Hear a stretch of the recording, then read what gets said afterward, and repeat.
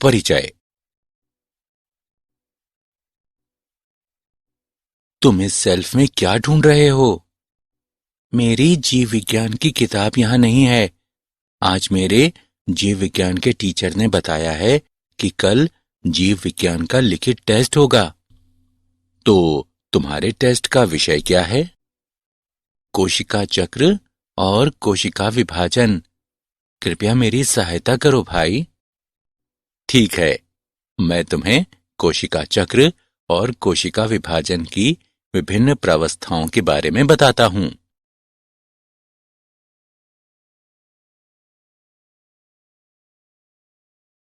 उद्देश्य।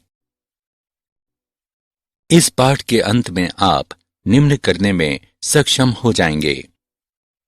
कोशिका चक्र की व्याख्या करना, कोशिका चक्र की विभिन्न प्रावस्थाओं को समझना, एम प्रावस्था और इसकी विभिन्न अवस्थाओं के बारे में जानना, सूत्री विभाजन के महत्व का वर्णन करना, अर्धसूत्री विभाजन और इसकी विभिन्न अवस्थाओं के बारे में जानना, अर्धसूत्री विभाजन के महत्व का वर्णन करना।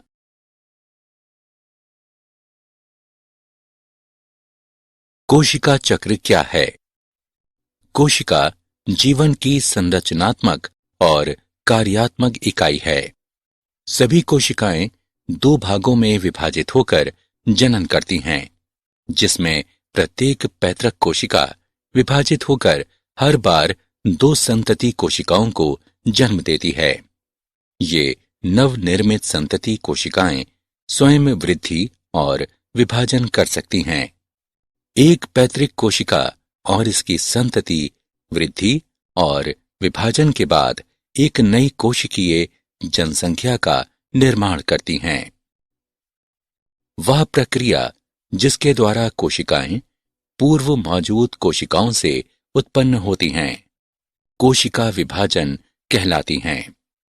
वास्तव में यह एक बहुत महत्वपूर्ण प्रक्रिया है और सभी जीवित जीवों में पाई जाती हैं। कोशिका विभाजन के दौरान डीएनए प्रतिकृतिकरण और कोशिका वृद्धि भी होती है। अब आइए कोशिका चक्र के बारे में जानें।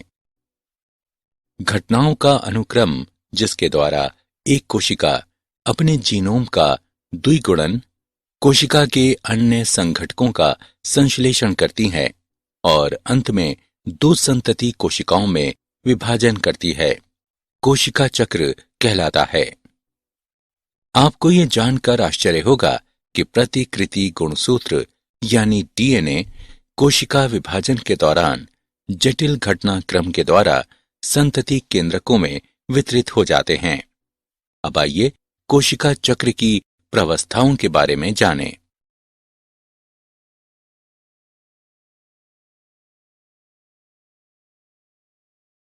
कोशिका चक्र की प्रावस्थाएं। कोशिका चक्र को दो मूल प्रावस्थाओं में विभाजित किया गया है, अंतरावस्था और एम प्रावस्था या सूत्री विभाजन। एम प्रावस्था उस प्रावस्था को व्यक्त करती हैं जब वास्तविक कोशिका विभाजन या सूत्री विभाजन होता है, और अंतरावस्था दो क्रमिक एम प्रावस्थाओं के बीच की अवस्था को व्यक्त करती हैं।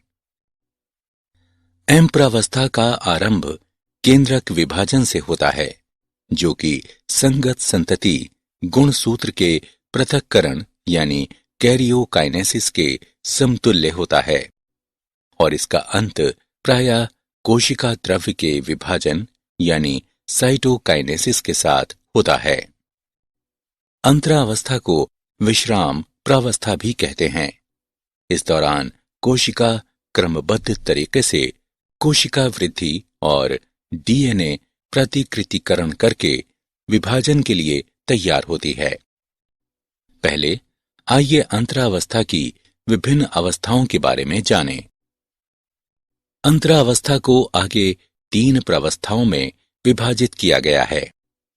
G1 प्रावस्था या गैप 1, S प्रावस्था या संश्लेषण प्रावस्था, G2 प्रावस्था या गैप 2, अब आइए प्रत्येक के बारे में विस्तार से जानें।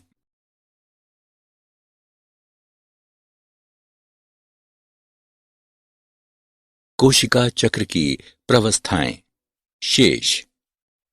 G1 प्रवस्था सूत्री विभाजन और डीएनए प्रतिकृतिकरण के आरंभ के बीच अंतराल को प्रदर्शित करती है।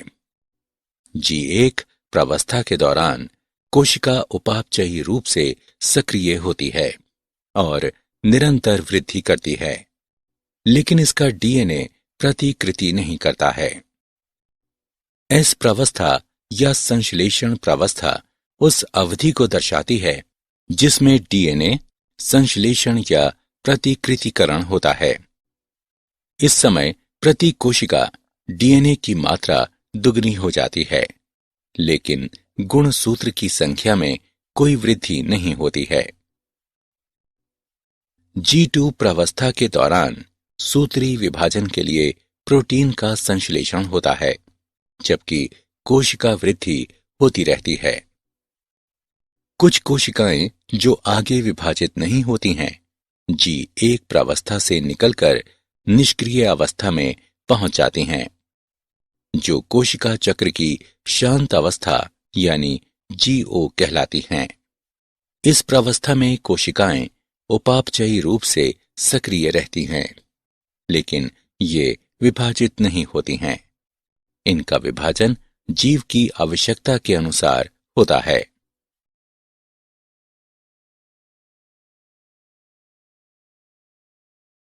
एम प्रवस्था और इसकी अवस्थाएं।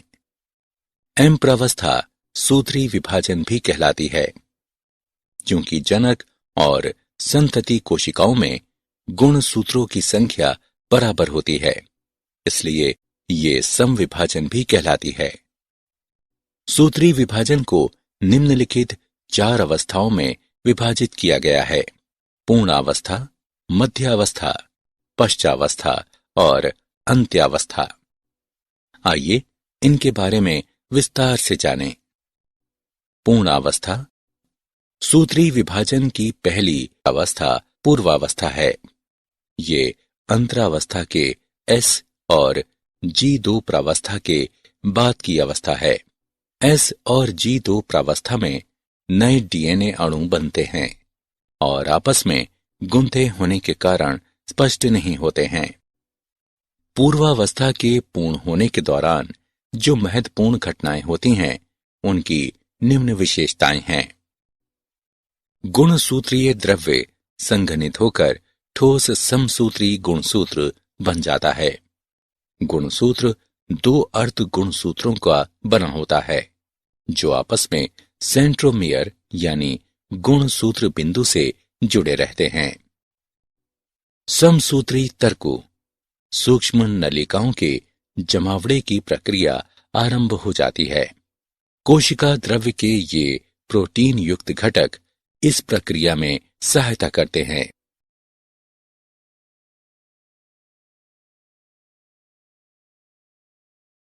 एम प्रावस्था और इसकी अवस्थाएं। मध्यावस्था सूत्री विभाजन की द्वितीय अवस्था मध्यावस्था कहलाती है। इस अवस्था में मध्यावस्था गुणसूत्र 2 संतति अर्ध गुणसूत्रों से बना होता है, जो आपस में गुणसूत्र बिंदु से जुड़े होते हैं। गुणसूत्र बिंदु की सतह पर स्थित छोटी बिंब के आकार की संरचना काइनेटोकोर कहलाती है। ये संरचना तर्कतंतु के जुड़ने का स्थान है, जो दूसरी ओर कोशिका के केंद्र पर स्थित गुणसूत्रों से जुड़े होते हैं। मध्यावस्था में गुणसूत्रों के पंक्तिबद्ध होने का तल मध्यावस्था पट्टिका कहलाता है। मध्यावस्था की मुख्य विशेषताएं हैं: तर्कतंतु गुणसूत्र के काइनेटोकोर से जुड़े रहते हैं। गुणसूत्र तर्कु मध्य रेखा की ओर जाकर मध्यावस्था पट्टिका पर पंक्तिबद्ध होकर ध्रुवों से तर्कतंतु से जुड़ जाते हैं। अब आइए सूत्री विभाजन के अगले चरण अर्थात पश्चावस्था के बारे में जानें। पश्चावस्था ये सूत्री विभाजन का तीसरा या अगला चरण है। पश्चावस्था के प्रारंभ में मध्यावस्था पट्टिका पर आए प्रत्येक गुणसूत्र एक साथ अलग होने लगते हैं और दो संतति अर्ध गुणसूत्र दो विपरीत ध्रुवों की ओर जाने लगते हैं। इस अवस्था की मुख्य विशेषताएं हैं: गुणसूत्र बिंदु विखंडित होते हैं और अर्ध गुणसूत्र अलग होने लगते हैं। अर्ध गुणसूत्र विपरीत ध्रुवों की ओर जाने लगते हैं।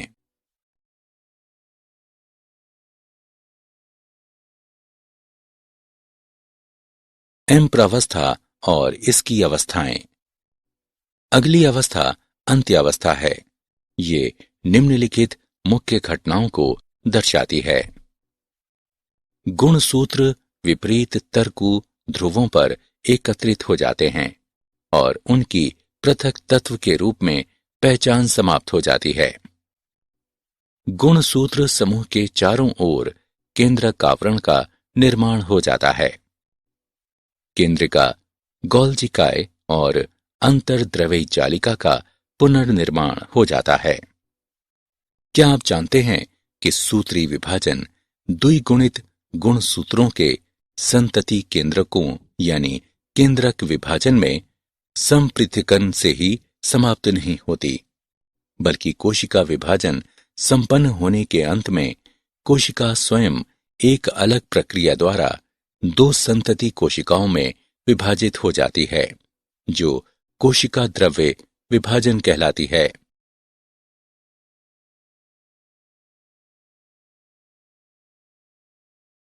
सूत्री विभाजन का महत्व। अब तक हमने सूत्री विभाजन की विभिन्न अवस्थाओं के बारे में जाना। अब आइए देखें कि सूत्री विभाजन का क्या महत्व है। सूत्री विभाजन का महत्व। सूत्री विभाजन में साधारणतया समान आनुवंशिक अवयव वाली द्विगुणित संतति कोशिकाएं बनती हैं।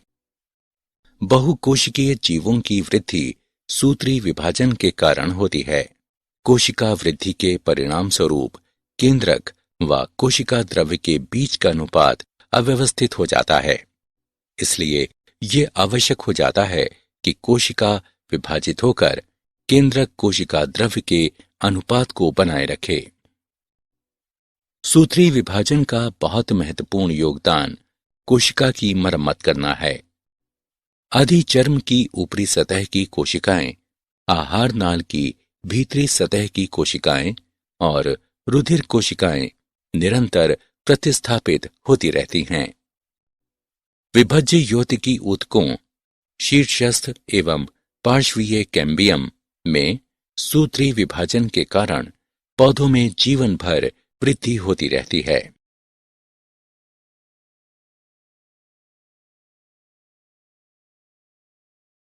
अर्धसूत्री विभाजन और इसकी अवस्थाएं। अब आइए अगले विषय अर्थात अर्धसूत्री विभाजन पर आते हैं। जैसा कि हम सभी जानते हैं कि लैंगिक जनन द्वारा संतति के निर्माण में दो युग्मकों का संलयन शामिल है, जिनमें अगुणित गुणसूत्रों का एक समूह होता है। युग्मक विशिष्ट द्विगुणित कोशिकाओं से निर्मित होते हैं।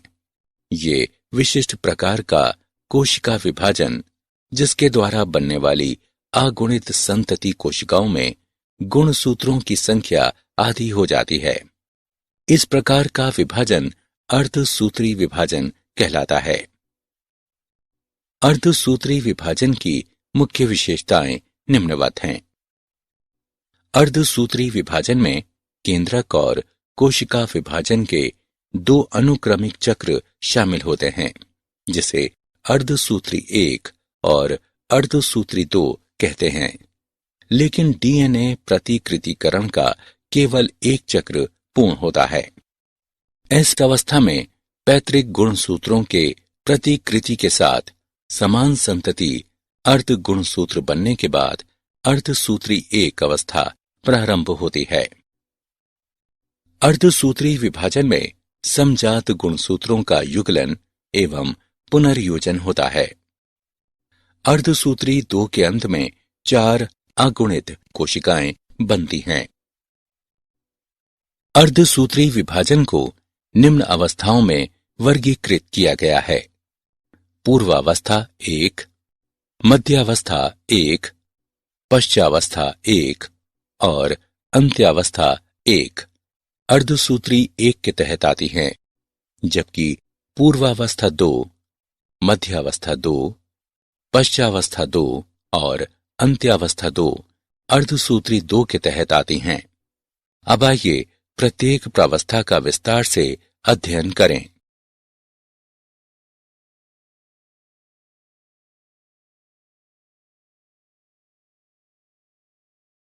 अर्धसूत्री विभाजन और इसकी अवस्थाएं। अर्धसूत्री 1 की प्रथम अवस्था पूर्वावस्था 1 है। ये सूत्री विभाजन की पूर्वावस्था की तुलना में बहुत लंबी और अधिक जटिल है। गुणसूत्रों के व्यवहार के आधार पर इसे आगे निम्न 5 प्रावस्थाओं में उपविभाजित किया गया है, अर्थात तनुपट्टे, युग्म पट्टे, स्थूल पट्टे, द्विपट्टे और पारगतिक्रम। तनुपट्टे। प्रकाश सूक्ष्मदर्शी से देखने पर तनुपट्टे अवस्था के दौरान गुणसूत्र धीरे धीरे स्पष्ट दिखाई देने लगते हैं। गुणसूत्र का संहनन तनुपट्टे अवस्था के दौरान जारी रहता है। इसके बाद पूर्वावस्था 1 का द्वितीय चरण प्रारंभ होता है, जिसे युग्म पट्टे कहते हैं। इस अवस्था के दौरान गुणसूत्रों का युग्मन प्रारंभ हो जाता है और इस प्रकार की संबद्धता को सूत्र युग्मन कहते हैं। ऐसे युग्मित गुणसूत्र समजात गुणसूत्र कहलाते हैं। इस अवस्था का इलेक्ट्रॉन सूक्ष्मलेखी ये दर्शाता है कि गुणसूत्र सूत्र युग्मन के साथ एक जटिल संरचना का निर्माण होता है, जिसे सिनेप्टोनिमल सम्मिश्र कहते हैं। सूत्र युग्मित समजात गुणसूत्र के युग्म द्वारा निर्मित सम्मिश्र युगली अथवा चतुष्क कहलाता है। हालांकि वे अगली अवस्था में अधिक स्पष्ट दिखाई देते हैं। अगली अवस्था स्थूल पट्ट पहले की दोनों चरणों से अधिक लंबी होती है। स्थूल पट्ट अवस्था के दौरान युगली गुणसूत्र चतुष्क के रूप में अधिक स्पष्ट दिखाई देते हैं। इस अवस्था में पुनर्योजन ग्रंथिकाएं दिखाई देने लगती हैं, जहां पर समजात गुणसूत्रों के असंतति अर्ध गुणसूत्रों के बीच विनिमय होता है। विनिमय 2 समजात गुणसूत्रों के बीच आनुवंशिक पदार्थों का आदान प्रदान है। विनिमय 2 गुणसूत्रों पर आनुवंशिक पदार्थों के पुनर्योजन को बढ़ावा देता है। समजात गुणसूत्रों के बीच पुनर्योजन स्थूल पट्ट अवस्था के अंत तक पूर्ण हो जाता है, जिसके परिणाम स्वरूप विनिमय स्तर पर गुणसूत्र जुड़े हुए दिखाई पड़ते हैं। स्थूल पट्ट अवस्था के बाद द्विपट अवस्था आती है। द्विपट अवस्था की शुरुआत की पहचान सिनेप्टोनिमल सम्मिश्र के विघटन से होती है और युगली के समजात गुणसूत्र विनिमय बिंदु के अतिरिक्त एक दूसरे से अलग होने लगते हैं।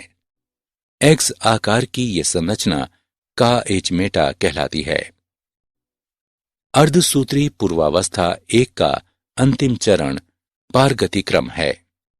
ये काएचमेटा के अंत द्वारा पहचानी जाती है। इस प्रावस्था के दौरान गुणसूत्र पूर्णतया संघनित हो जाते हैं और अर्धसूत्री तर्कु एकत्रित होकर समजात गुणसूत्रों को अलग करने में सहयोग प्रदान करते हैं। पारगति क्रम के अंत तक केंद्रिका अदृश्य हो जाती है और केंद्रक आवरण भी विकृत हो जाता है। पारगति क्रम मध्यावस्था की ओर पारगमन को निरूपित करता है।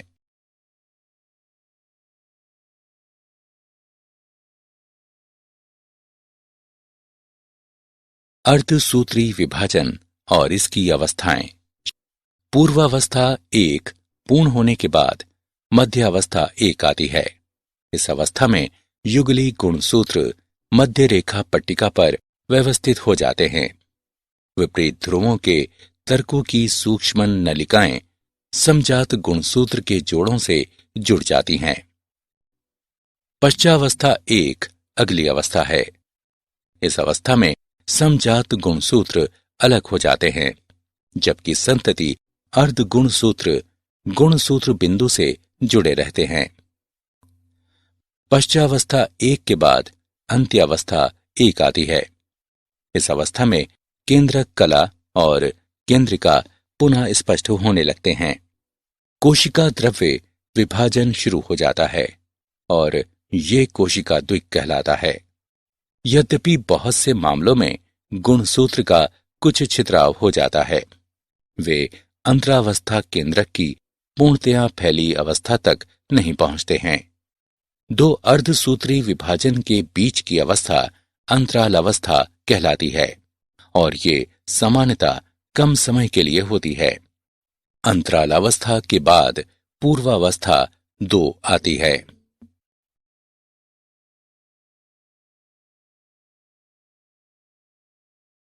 अर्धसूत्री विभाजन और इसकी अवस्थाएं। अर्धसूत्री विभाजन 2 सामान्यतः गुणसूत्र के पूर्ण लंबा होने से पहले कोशिका द्रव्य विभाजन के तत्काल बाद प्रारंभ होती है। अर्धसूत्री विभाजन 1 के विपरीत अर्धसूत्री विभाजन 2 सामान्य सूत्री विभाजन के समान होता है। पूर्वावस्था 2 के अंत तक केंद्रक झिल्ली अदृश्य हो जाती है। गुणसूत्र पुनः संघनित हो जाते हैं। पूर्वावस्था 2 के बाद मध्यावस्था 2 आती है। इस अवस्था में गुणसूत्र मध्यांश पर पंक्तिबद्ध हो जाते हैं और तर्कों की विपरीत ध्रुवों की सूक्ष्म नलिकाएं संतति अर्ध गुणसूत्र के काइनेटोकोर से चिपक जाती हैं। सूत्री विभाजन के समान मध्यावस्था 2 के बाद पश्चावस्था 2 आती है। पश्चावस्था 2 प्रत्येक गुणसूत्र के गुणसूत्र बिंदु के तत्काल अलग होने से शुरू होती है और गुणसूत्र कोशिका के विपरीत ध्रुवों की ओर चली जाती है। अर्धसूत्री विभाजन की अंतिम अवस्था अंत्यावस्था 2 है। इस अवस्था में गुणसूत्रों के 2 समूह एक बार पुनः एक केंद्रक आवरण में बंद हो जाते हैं। कोशिका द्रव्य विभाजन के बाद 4 अगुणित संतति कोशिकाओं का चतुष्टय बन जाता है।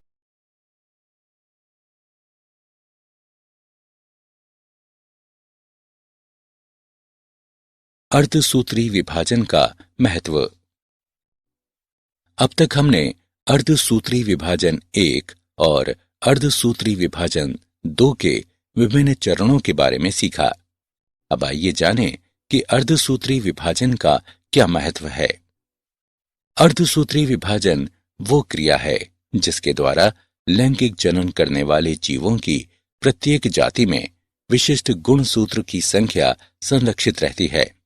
यद्यपि विरोधाभासी प्रक्रिया के परिणाम स्वरूप गुणसूत्रों संख्या आधी हो जाती है। इसके द्वारा जीवधारियों की जनसंख्या में एक पीढ़ी से दूसरी पीढ़ी तक आनुवंशिक विभिन्नताएं बढ़ती जाती हैं। विकास प्रक्रिया के लिए विभिन्नताएं बहुत महत्वपूर्ण हैं।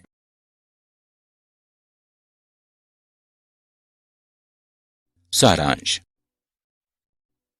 आइए हमने जो कुछ सीखा है उसे संक्षेप में दोहराएं। घटनाओं का अनुक्रम जिसके द्वारा एक कोशिका अपने जीनोम का द्विगुणन कोशिका के अन्य संघटकों का संश्लेषण करती है और अंत में 2 संतति कोशिकाओं में विभाजन करती है, कोशिका चक्र कहलाता है।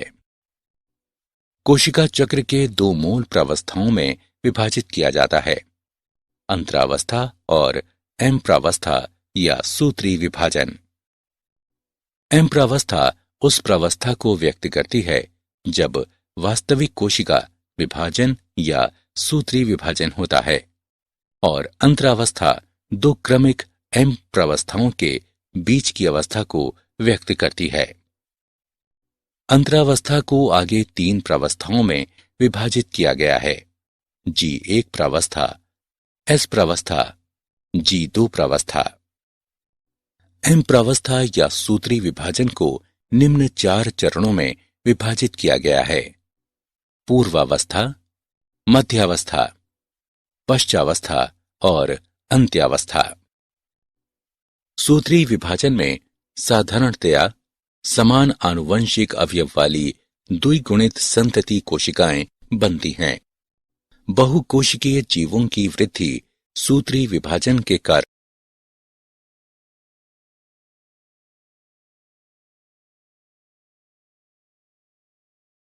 अर्धसूत्री विभाजन विशिष्ट प्रकार का कोशिका विभाजन है, जिसके द्वारा बनने वाली अगुणित संतति कोशिकाओं में गुणसूत्रों की संख्या आधी हो जाती है। अर्धसूत्री विभाजन में केंद्रक और कोशिका विभाजन के 2 अनुक्रमिक चक्र शामिल होते हैं, जिसे अर्धसूत्री 1 और अर्धसूत्री 2 कहते हैं। लेकिन डीएनए प्रतिकृतिकरण का केवल एक चक्र पूर्ण होता है। अर्धसूत्री 1 में पूर्वावस्था 1, मध्यावस्था 1, पश्चावस्था 1 और अंत्यावस्था 1 शामिल है, जबकि अर्धसूत्री 2 में पूर्वावस्था 2, मध्यावस्था 2, पश्चावस्था 2 और अंत्यावस्था 2 शामिल है। गुणसूत्रों के व्यवहार के आधार पर पूर्वावस्था 1 को 5 प्रावस्थाओं में उपविभाजित किया गया है, अर्थात तनुपट्टे, युग्म पट्टे, स्थूल पट्टे, द्विपट्टे और पारगति क्रम। स्थूल पट्टे प्रावस्था के दौरान विनिमय होता है। अर्धसूत्री विभाजन से जीवधारियों की जनसंख्या में एक पीढ़ी से दूसरी पीढ़ी तक आनुवंशिक विभिन्नताएं बढ़ती जाती हैं।